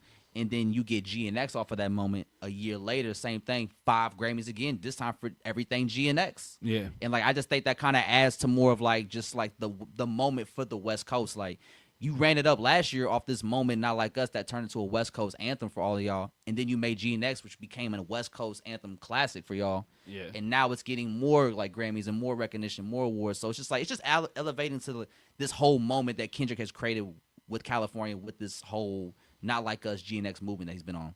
Yeah, it was really a tough call for Rap Album of the Year, but ultimately, like, this is an acceptable choice. Yeah, like, it could only be one of or the two. Like, I walked in with a therapeutic flow. Hey, it's let really, a few hundred up. Let them go. that shit let 'em still go. bang. Like, You know what I'm saying? Like, it's like that. And I will say, because the Clips performed at the Grammys, they did with Pharrell, they did So Far Ahead, which I thought was like an interesting choice. It was a weird choice. Yeah, because that's not the best song on that album. Like y'all could So be it. you could so be it was right there, or even do Birds Don't Sing if you really want to like tuck the strings at the Grammys. But I think the Vatican was like there. That was the moment for That was their Grammys. Yeah. for that song. But I think, man, I do some street shit. yeah, it's like turn Like, it up do at the FICO Grammys. or like do FICO. Chandeliers or something. Bring like. Stove God out. Yeah, bring Stove God out there. You They don't kinda know They what kind of I- put him at the end though. Oh. They like it's like I don't know. It was like squeezed in, Well, I don't know that. all taken. he's trying to pause me there. All taken. Oh, actually, Or no, do POV. Fuck it. Yeah. Tyler right there in the Tyler crowd. is the best. Was like probably the best performance at the Grammys this year. Hey man, the D'Angelo tribute is dope. We Yeah. have critiques about that. But, Andre has critiques about that.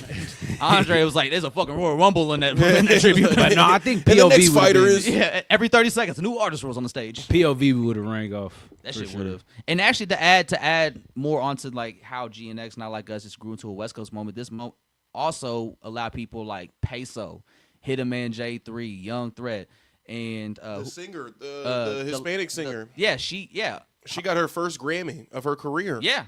On this project, so All- it's like all West Coast unifying artists. everything, bro. Yeah, Wale did Sensei, Roddy Ricch, like everybody from the West Coast that was on this album, they're all West Coast people, all West Coast artists, and this was their first time being on a big project like this. I mean, Kendrick Lamar, not many artists right now that can be bigger than him. So you ended up on this huge album that's part of this huge moment. It gets a Grammy. So now hit a man J3, hit a J3, Young Threat, Peso, AZ Chike, Now Dodie 6. Listen to how many names you're listing off. I'm Dodie gonna just Six- say this: selfish. You know what I'm saying? Lefty Gunplay. Love yours, motherfucker. Love yours. I hate that song, but But like, yeah, it's just cool to just say like these names and these artists from the West Coast that are on the come up or have been artists in the West Coast making noise for 10 years. Like, cause Hit a J3, somebody that grew up with Kendrick. Yep. And so for him to be Soundwave. Soundwave, bro, Like like for them Soundwave. to be in the very beginning and be a part of this journey from the start, or like they on their own come up and Kendrick acknowledged them and gives them a look on his album like during this time in their careers, and they get a Grammy off it, like that's just beautiful. Come on, man. Like the whole West Coast one with this whole moment Kendrick's been having. So it's just great to see. Like I'm not surprised GNX ran it up. It should have, but it would have been cool to see the Clips also get that moment. But I'm glad Chains and Whips got recognition. There was a lot of discourse around using that line from Drake, where Kendrick just opened his mouth. Someone gonna hand him a Grammy right now. Where the bomb at? Drop a bomb right now. Like, we should- No, but people are using that line to kind of discredit the work. And I think something that Kendrick Lamar has always done has been very topical and been present in moments and been able to see, feel, and then show. Yeah. So I have a clip from your boy Curtis King. Curtis King. Curtis King. And I want to put this on screen. This is from Nina Simone, pardon me. An artist's duty, as far as I'm concerned, is to reflect the times. I think that is true of painters, sculptors, poets, musicians. As far as I'm concerned, it's their choice. But I choose to reflect the times and the situations in which I find myself. That, to me, is my duty. And at this crucial time in our lives, when everything is so desperate, when every day is a matter of survival, I don't think you can help but be involved. Young people, black and white, know this. That's why they're so involved in politics. We will shape and mold this country, or it will not be molded and shaped at all anymore. Message. So I don't think you have a choice. How can you be an artist and not reflect the times? An artist's duty is... No, she was cooking. That's exactly the point, because a lot of artistry, especially early on in the history of a lot of these different genres of music or just artistry in general, a lot of it was counterculture for a reason, because like it reflected like the voice of the people that felt like they didn't have a voice in society at the time. So like, yeah, I totally agree with that. And like with somebody like Kendrick, you hear that with all his albums. Like, you know, if there's something going on, Kendrick will address it in some way, shape, or form. And there's other artists in the genre, Black Thought, you know what I'm saying? Even Tyler. Tyler. He said, am I doing enough or not doing enough? Yeah. Come on, man.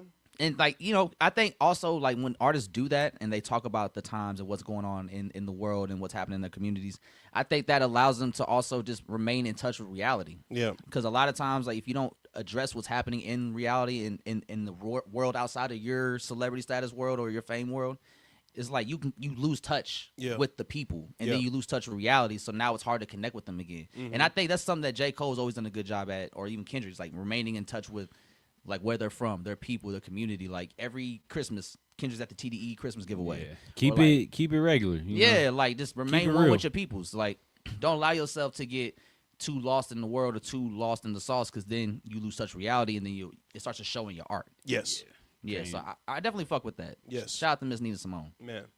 Do y'all want to talk about Lil Wayne's tweet about the Grammys? Hold up, I do I want to don't. point out a few winners. Yeah. That I fucked with. Olivia Dean. Olivia Olivia- Dean! Hey, We caught that one. She won Best New Album. Come my- be the man I need. Leave my Yep. baby alone. Y'all been bullying her on the internet. Y'all need to relax. Who's bullying who? Hey, They whoever's bullied doing that, Olivia Dean. cut On that what? shit out. It It don't matter. Whatever y'all saying is Stop. irrelevant. Man.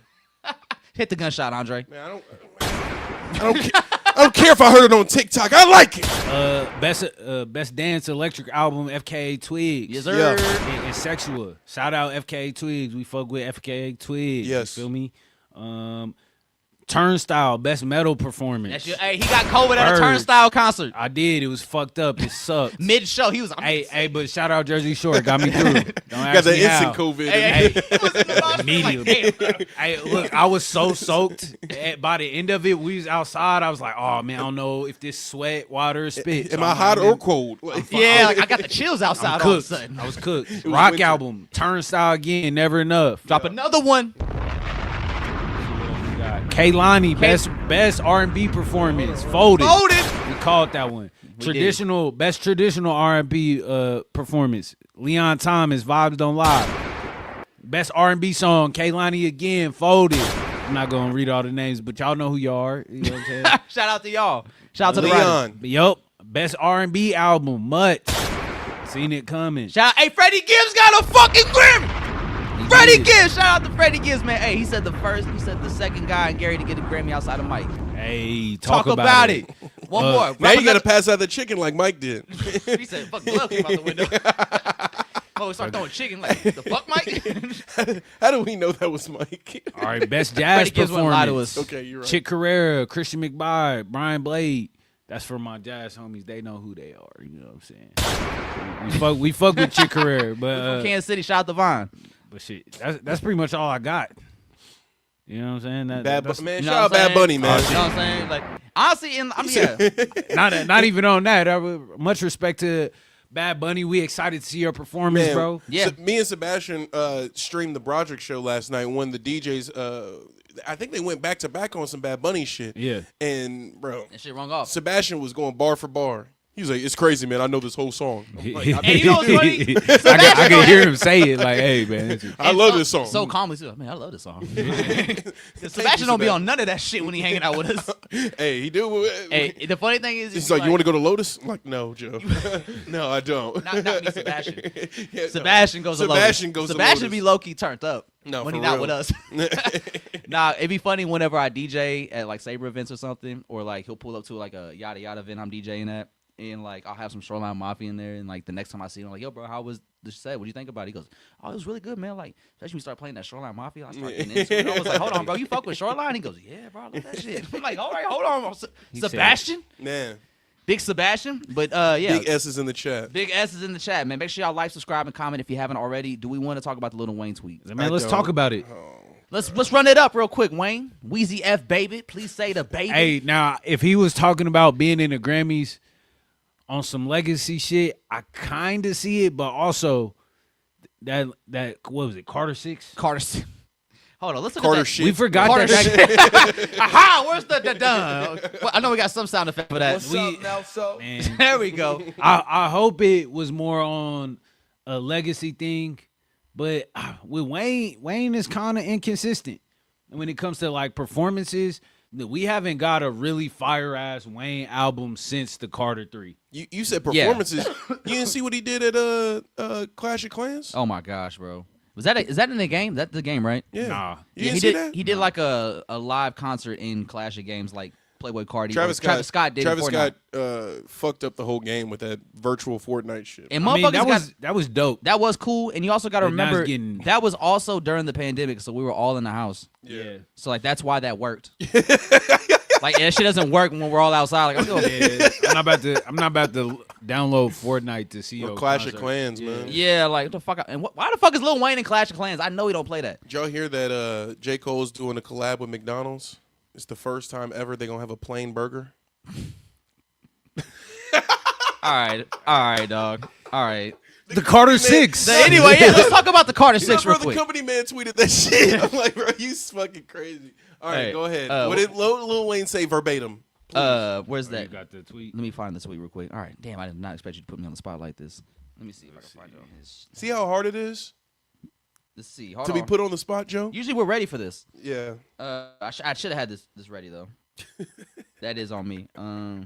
Here we go. Right here, I found it. Oh, you got it? I got it. All right. I got it. You Oh, got wait, it's it. Lindsay. Here we go. Oh yeah. So this was the night of the Grammys or night after. Lil Wayne tweets out, I think "Congrats." it's the night of. Yes, the night of. Congrats to the nominees and winners. Wasn't included, as usual. I gotta work harder, as usual. One time for my slime Bill Belly, who also didn't make it to the NFL Hall of Fame this last week neither. That was kind of crazy. That's kind of crazy, I but thought he was talking about Billie Eilish. No, no, you're talking about Bill Belichick. Yeah. Oh. Yeah. Yeah. So, As a Packers fan of all fans. yeah, a random Packers fan of all fans, but yeah, I just need Lil Wayne to shut the fuck up. I need everybody from Young Money to shut the fuck up at this point. Yeah, I mean, Because there's no way you could look at Carter 6 and be like, man, how was this not nominated for a Peanuts to Grammy? an elephant? he Come on, he man. wasn't supposed to be in the Grammys Nothing. this year. Yeah. I hope he wasn't even brought up by the Academy. What Grammys did Wayne win for? Did he probably won a few during the Carter 3 era. Let's see. Good thing we got our laptops. Yeah. It's crazy. Everybody has a laptop. Okay, so he won in 2017 Best Rap Performance. Fuck For was what that? song? Does it say? It don't even say. Yeah, it's not even saying it. Is that Mona Lisa? Could be. Let's see. Let me see. You find it? Nah, not yet. Hell no, it's not. Mona Lisa? That was a good song. I was. Lil Wayne's got 5. Let's see. He's got 5 of them. I'm just trying to see what he won for, though. Yeah. It's not saying. But he won Best Rap Album, Rap Song, Rap Performance by a Duo, and Rap Solo Performance. He's got 5. It's not saying the songs. Nah, that's the crazy part. I'm like, what the fuck did he win in 2017? Oh, here we go, right here. I got on the Grammys. So he's got 28 nominations. He got nominated for Sticky last year. That was his most recent nomination. Let's see. I think you got to click the tab. What tab? Go up. We're going to get to the bottom of this. Oh, view all nominated. Here we go, right here. Boom. Okay. Sticky. All right, 65th. Got nominated for God Did. No wins there. All right, he got a win for No Problem. Chance the Rapper, 2017. Best rap song. Or best rap performance. Okay, so we got that one. Let's He see. won Best Rap Album in 2009. For the Carter 3. It's got to be the Carter 3. Because that's the one where, like, Wayne definitely Was just him. earned it. Yeah. Yeah, that was him. So, yes, he won Best Rap Album for Carter 3. Also won Best Rap Song for Lollipop that year. And also won Best Rap Performance by a Duo or Group, Swagger Like Us. And then also won Best Rap Solo Okay, Performance so for Millie. I remember the Millie one. Yeah. Oh, all right.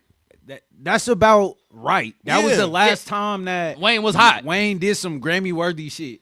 So it's like, If you're not doing that right now, I feel you. Work harder. as usual. As usual.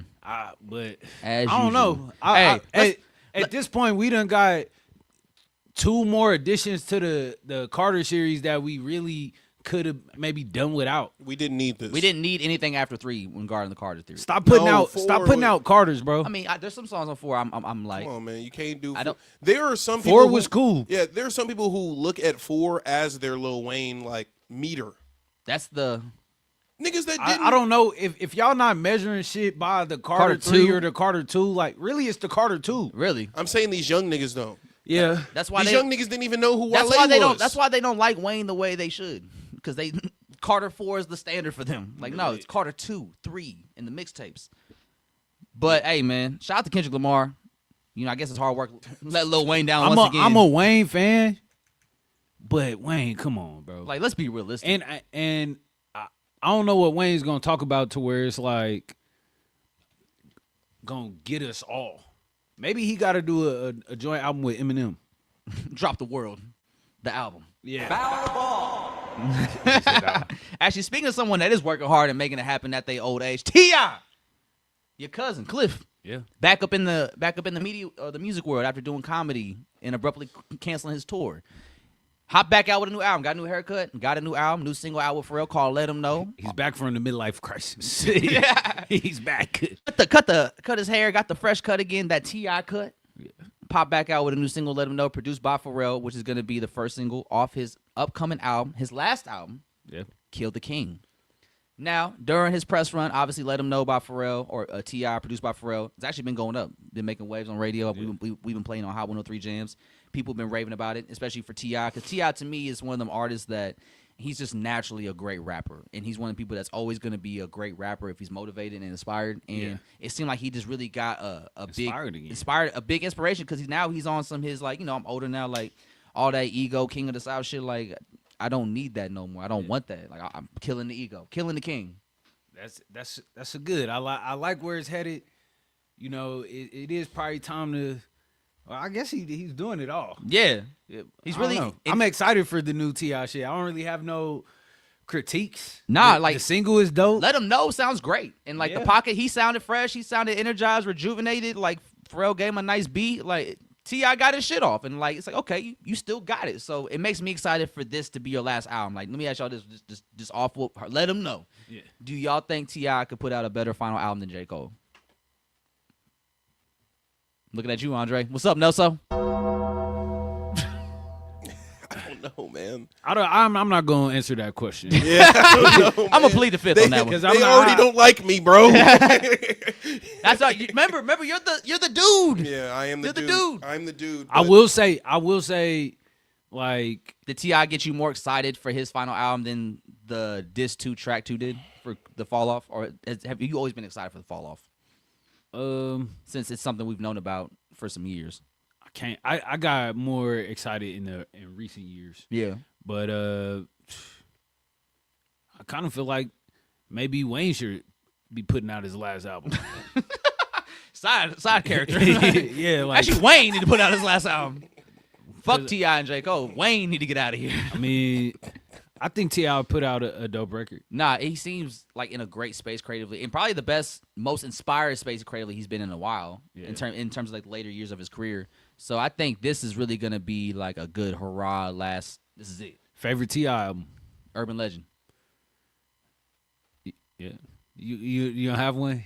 That's why I'm out of this. Man, mine is Paper Trail. Paper Trail was fun. I like. Yeah. I'm illy. Yeah. What a way to start that. The first 3 songs, bro, just spazzing. Set the tone. Yeah. In a big way. Plus, Dead and Gone was on that album. I think. Yeah. Was Live Your Life on there too? Yep. Live Your Life. Hey. That was like. That's a cool. I think that's kind of peak.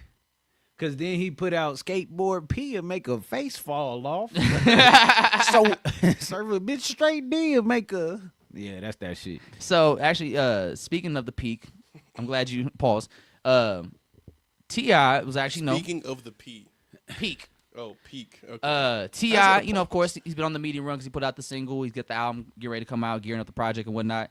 If you guys remember during the pandemic when they were doing all the verses and people were trying to figure out who they would like to see next, one of the names that got brought up was like, hey, we would love to see like 50 Cent in the verses. Yeah. And so people started having a discussion like, well, who would 50 Cent go if that would make sense? And one of the names that people kind of just stuck with was T.I. And so T.I., after a certain point, was kind of pushing the envelope. 50 Cent was like, whatever. And it kind of died down. But now T.I. popped back outside. He's on the last run. This is the last tour. This is the last album. This is the last media run. So he's really having fun with it, talking about everything. And we have a clip of T.I. talking about how he would smoke 50 Cent in a verses if 50 were to go down that route with him.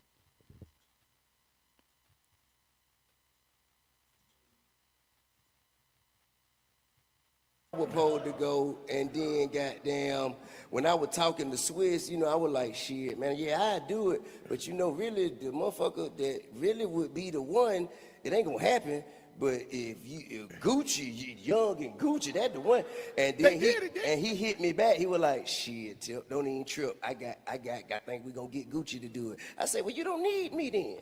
But then, That's the one. hold up. You know what I mean? But didn't Jeezy and Gucci already? No, they were before it happened. Oh, okay, before it happened. Before it happened, they were talking Okay, to me. okay, about okay. it. You But know I'm what I saying, mean? so right always now, like I called T.I.'s my man. voice. I said who I wanted. you want Weezy? Nah, I said I wanted 50. That's what I said. He don't want no smoke. Oh, Lord. Talk about it, King. I called my man. He don't want no smoke. He ducking smoke. It's cool. So Hey, that would be now- a real dope one. So now here we trying to think about other people who would do it. You know what I'm saying? Damn. We mentioned we mentioned Wayne, and Wayne wouldn't be bad. I respect Wayne. I'm a Hot Boy fan. Yes, sir. I feel like that would make some. Okay, so T.I. just said that he would smoke 50 in the verses and that he's ducking the smoke. Let me ask y'all that question. Just hypothetically, 50 T.I. verses. Is T.I. smoking 50 Cent? I ain't gonna say he's smoking 50 Cent, but it's close. It's definitely close. It's real close. Because T.I. got songs as close as If It Ain't About the Money. But T.I. also got more range in his catalog, I would Yeah. say. Yeah. And I think that range is what's gonna set him apart from 50 and what he got going on. Yeah. 'Cause 50 has that Gears Should I Trying. That's a very powerful album. You could play pretty much all 20 of his songs could be from that album if you wanted to. Yeah, he could. It could be, but he's got to do like He got that one Jeremiah I song. Get Money. You know what I'm saying? Oh, That, ride with that booty on me. Shorty, you a damn And- why you looking lonely. I think the biggest thing for 50 in a versus with T.I., because I'm going to be real with you, I think T.I. is getting him in a versus. Because if it's 20 songs, like, I think 50 going to have to start really kind of like digging in the bag, I think around 13 or 14, whereas like T.I. still got some anthems in the tuck by that point. Look. But I think with 50, the thing he's got to rely on a lot is like his features, the hooks he's done, the songs he did for other artists on his label, or like the songs he gave away to other artists on his label. head, boy. Shit like that. But it's You like, know I will. those are like 50 Cent fan deep cuts. Play He ASAP. can do immediately. Swagger Like Us. That's his song, ain't it? Well, he's on it, so he could do it. Yeah. Yeah, he could 'cause do you that can verse. features. Yeah. But that's his song, though, ain't it? Yeah, it is. Yeah. It's on. Oh, it was on it's Paper Trail. Yeah, you're right. You're right. Yeah. He got him. Yeah. that song alone. But like, no, I don't. I mean, that song as Come a on, whole.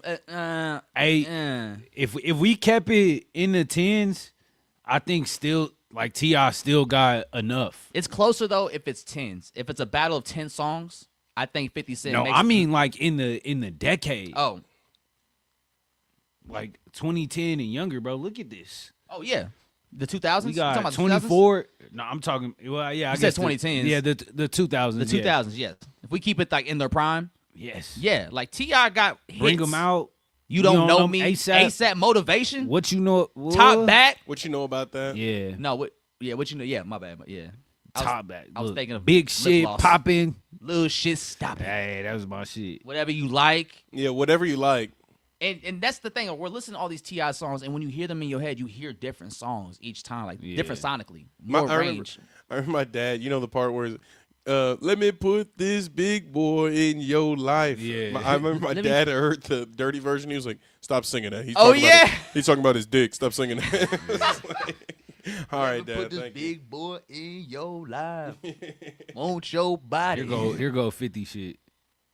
What we got? Because It's literally gonna be Get Rich or Die Trying in a massacre. But like, let's be real. Let's be realistic, right? We're in a He versus. put on power. We're in, he's definitely getting that off. He's definitely getting that off. But we're having a versus, right? T.I. is playing his shit. 50 Cent's coming with his hits. Like, if T.I. plays a song like Live Your Life or Dead and Gone, 50 Cent comes out with a song like P.I.M.P. It's like, yeah, that was a single. That was a hit. But, like, some of his 50 singles ain't going to hit like that in the verses, especially coming off, like, the momentum of whatever T.I. plays. He definitely got to do Hate It or Love It. Of course, Oh, yeah, yeah. 100%. But 100%. I think that's the counter to that. Okay. You know what I'm saying? Yeah. Like that's how I would play it. Cause they could go street for street, single for like single. Yeah. I think T.I. has a bit more pop appeal because of like the Paper Trail run and having and Dead Ooh, and even Gone. the JT feature with My Love. Yeah. And or even Destiny's Child. Yeah. Soldier. Like he got some shit. You Like- know what? He could even throw in the Drive Slow. Drive verse. slow. Oh, listen, I'm telling you. Y'all don't know about that one. Kanye put that version in the video because he loved that freestyle so much. That's why he's in the video. Yeah. That's so how crazy that freestyle was. I'm picking Tip. I think T.I. got it in the verses. Yeah. I would love to see it though. 50 a bitch right now. He ain't gonna do it. Like MAGA boy. yeah, like like 50 Cent had really one of the most disappointing crash outs. It's just like, bruh, like who, like when the Mondami shit was popping off and he was running for mayor, 50 Cent like, who is this guy? Where'd he come from? Get him out of here. I'll pay him to go away, and I'm gonna tell Trump everything he said. I'm like, all right, bro, all right, you bitch ass motherfucker. But in terms of a versus, yeah, I think T.I., like if once T.I. starts playing them thumpers, like them real hits, them real records that just shake the whole arena when they drop, that's when you're gonna really see the difference between their two catalogs next to each other. Yeah. But and it has to be in a neutral spot. It cannot be in New York, cannot be in the A. It has to be in a spot that highlights both artists and people like both artists mutually. Facts. So, but I think it'd be fun. I'm pretty excited. I would like to see a versus, but I'm also pretty excited for this new T.I. album. I like that he's excited again. It's cool, and it's always cool to see the vets go out on a high note. And T.I.'s always been one of them guys that's always kind of like always rapped at a high level, but maybe the songs weren't as great as they could be. You could tell when he's like more locked in than others. Like what's the shit with Amazing on there? What's the name of that project? Amazing? The skateboard Pete make a face fall off. Oh, was that It's amazing. Have Mercy? So amazing. I think, or No Mercy. Mercy? Was that No Mercy? I think it's No Mercy. Because that was a weird album. It That was the first weird. post. Yeah, it was that No the- Mercy. That was the first post prison album. Yeah, and that's when I'm like, yeah, my boy not locked in. Yeah. I definitely fuck with this song. You got to get it together, T.I. Yeah, But yeah, this probably seems like the most motivated, I would say, since Paper Trail probably. yeah, man. Because I didn't like that No Mediocre era. About the Money? I didn't like none of that shit he was doing in 2010s like that for real. About the Money was cool. It was cool. You didn't like No Mediocre? No. I hated that Iggy Azalea era. But actually, all the features he did for Travis Scott were fire, though. The Upper Echelon feature was fire. The Quintana Part 2 feature was fire. Hold up, what you mean you can't go wild? You say you want to kick it when I ain't so wild. Shoulder lean? Shit. Shoulder lean? Yeah. Nah, like, listen, Tip I'm got telling you, it. them Tip T.I. got hits it. are different. Them T.I. hits are going to ring different in that kind of versus environment, man. So, and I can see 50 just being on bullshit in terms of like what he plays and what he picks. Really, we want 50. Like 50 the kind of motherfucker to put a music park in his verses. We want 50 in a toxic versus with somebody else. Like, Ja Rule. Yeah, The Game. That's really what And the we thing want, is, like, legit. 50 Cent would never do a verse with Ja Rule. Not only because, like, they hate each other, but because, like, some shit's going to get exposed in that verses in terms of, like, yeah, your music compared to Ja's probably didn't age as well. Yeah. But that's for another conversation for another day. Nelson, I see you got some other stuff added to the is it the notes, or is this you at these bottom parts? I added the cutie Sean shit. Yeah, I Sean added Shay Scorpio. shit. Shay Lyric just dropped a Project? It's called Illicit Nights. I've been running it over the weekend. Man, y'all gotta check that shit out. Check out the homie. Yeah, and Sean Scorpio just dropped Cutie. That shit's going up. Yep. That shit's fire. That shit's super dope. And then actually Don Toliver, man, I've been running his new album Octane that dropped last week as well. Fire album. And on top of that, I didn't notice because we've been talking about. I was talking with my roommate about this a couple days ago. I'm like, yo, I just don't know what's going on with Don. Like, I feel like he should be up there with Travis Scott. Like, I feel like everything he doing is like everything that Travis Scott be doing, and sometimes better. I think at this point in their careers. So I was like, well, I don't know why Don's just not up there yet. And then this album drops, phenomenal body of work. And we just had the first week. Come to find out, man, Don Toliver got a #1 album. And on top of that, it sold 157,000 copies in the first week. Yeah. That's crazy. Man, shout out Don Toliver. Shout man. out fucking Don. He's coming Donnie to KC, Womack. man. He's coming to KC. He is. He's Shout a out. do no wrong, y'all. He really Like, came, man. Like, and this is the 5th album he's put out. And it's really kind of crazy to believe this is his 5th album because it's just like you've really been consistent. You've been foot on the gas. And I love the fact that Out of the way, too. Out the beef, way, too. No drama. Nothing. He dating Kali Uchis. They have a family together. Yep. And it's been really cool to hear him just grow and progress as an artist over the years. And you hear that in his music. Like, the last 3 albums to me are, like, some of his best outside of Heaven and Hell. Yeah. Like, Heaven and Hell's, that's the one. mean- but Love Sick was amazing. I love Love Sick. Love Sick might be a classic Yeah. to me. I think that's a flawless album from top to bottom. And then, like, was it Hard Rock Psycho? What's the last one? Let me go back real quick. Yeah, it's Hard Rock. Hearthstone Psycho. Hardstone. Like, that was a great one too. So I love the evolution of Don Toliver, especially each project gets more exciting, and I like how he really dives into his Houston roots on this new album Octane. A lot of chopped and screw sounds on there. Like, he does it really well. He represents Texas well. There's no lack of imagination or creativity with Don Toliver. Like, he's one of the ones that He don't gotta copy the trend, bro. Is the trend. He is It's where's it at, easy. Nelso? It's Come on. easy. Hit him with it. Real easy, real effortless.